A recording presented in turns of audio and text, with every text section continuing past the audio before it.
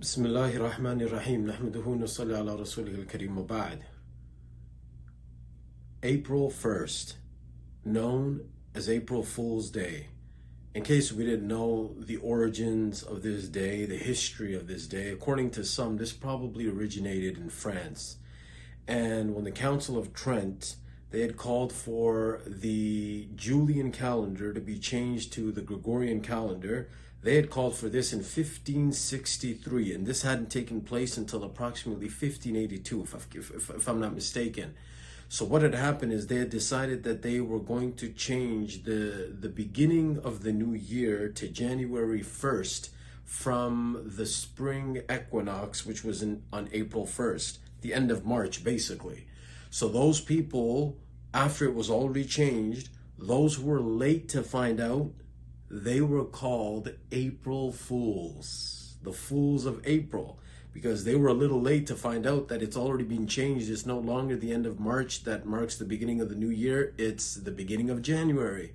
This went on, and it became something so big until finally, unfortunately, today, this is still being practiced, though not on a large scale in terms of, it's not so much materialistic, or it's not commercialized, but it is still being practiced. It might seem like a joke, literally like a joke, no pun intended, but it is being practiced.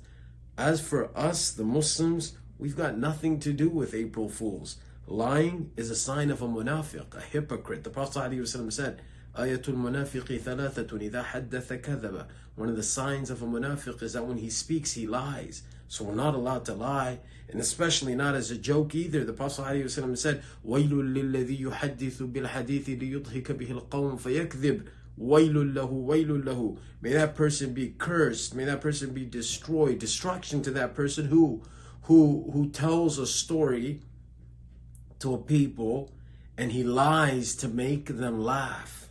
In order to entertain the people, he has to lie to get these people to laugh. He just wants to have a good time, and so he decides to lie. The Prophet ﷺ cursed him 3 times. Wailul lahu, wailul lahu.